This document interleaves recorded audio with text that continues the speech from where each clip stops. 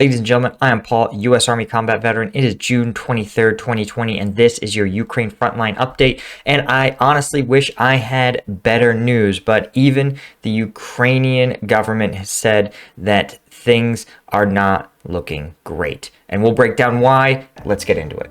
Okay, so here is our frontline update, and I'll show you guys the only major change to the front line right here, and it is this, the closing of this Hearsk-Zolote corridor that was, the Ukrainian forces kept open and kept the Russian forces from sort of linking their front lines. So now that they've done that, you see the Russians consolidated their front line a little bit and tried to establish some sort of front along this Mirna Dolna area. Now, when we zoom in on Irsk and Zolote, we can see that the corridor itself, it's understandable why the Ukrainian forces chose to withdraw, and that is because you can see that there is a major roadway connecting Zolote and Hirsk, but when we look north of Hirsk, you see it's basically empty farmland. It's actually would be extremely hard to find a route out through Ukrainian-controlled territory. You are almost certainly going to have to make your own road a little bit here in order for Ukrainian forces to reconnect with the main elements. When we look at the deployment map, we can see that the two units believed to be fighting in the region are the 17th Tank Brigade and the 118th TDF. And the reason this is sort of problematic, that you may also have the Donbas Battalion. The reason this can be problematic is obviously a light infantry brigade. They can maneuver outside of roadway, especially across things like farmland. It's pretty easy. But for tanks and mechanized armored vehicles, it's a lot harder sometimes to maneuver across these sort of areas, especially if you can see here, there's a small river. So it can be hard to withdraw your forces. That's probably why the Ukrainians chose to do so of their own accord and not wait until they had to effect this withdrawal under a lot more fire. So while a tactically intelligent decision, it does mean that the Russian forces have, as you can see here, consolidated a lot of their gains and are starting to tighten the cauldron that we've talked about. Again, as you know, the Lysychansk and Severodonetsk fronts are, fighting is continuing pretty aggressively.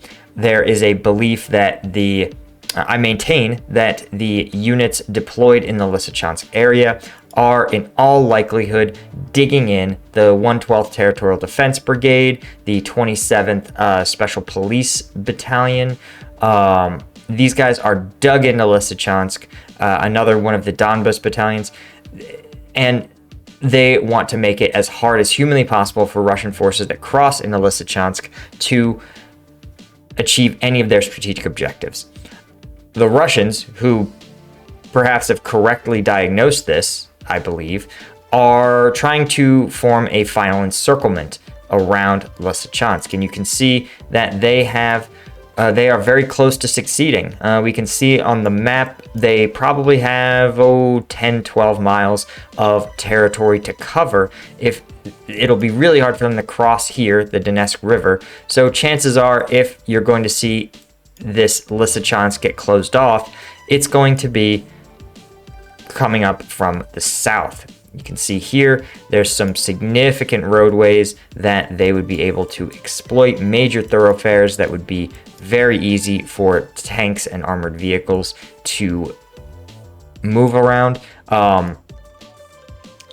And if the Russians can effectively close this gap, right, or at least seize, again, this key terrain here, this major highway, this major artery that allows munitions, material, and soldiers to make it to Lysychansk, and wounded and damaged equipment to retrograde out of Lysychansk, then if they can close this off, then Lysychansk, their defenders, are going to have to withdraw, or rather, they will be stuck there. They will need to withdraw before this is lost.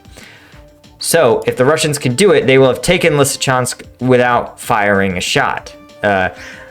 But easier said than done. This is a lot of open terrain. It'll be very difficult, I think, for the Russians to push across it.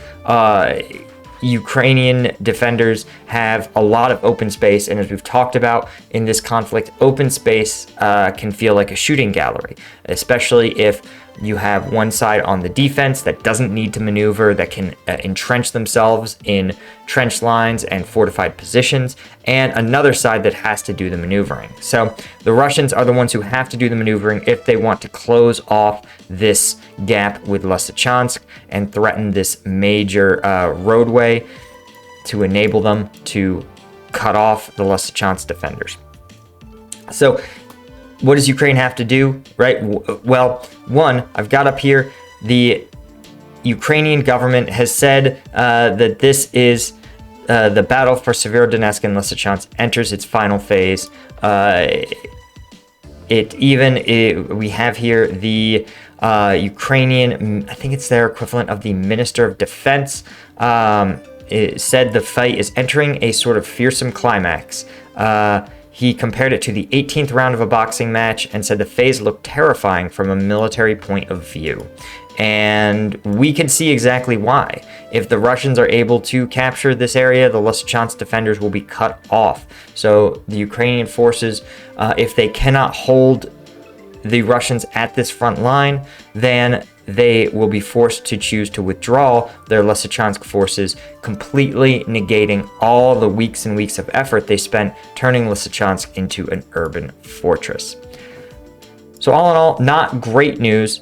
Again, if we can see the Ukrainians manage to dig in, create a solid trench line, and have lots and lots of munitions along this front, they may prove able to hold the Russians long enough that they are unable to push and close the cauldron. But it's going to be a real challenge. So again, I wish I had somewhat better news for you guys, but I appreciate you tuning in. Do me a favor, guys, hit subscribe. I'm so close to 100K. I really want that silver plaque. It doesn't mean you're going to see every video. It doesn't cost you anything, but it would mean the world to me. Also, if you want access to some videos, breakdowns that are a little too spicy for YouTube, you want to become a Patreon member. Thanks to our Lieutenant tier patrons. I'll see you in the next one.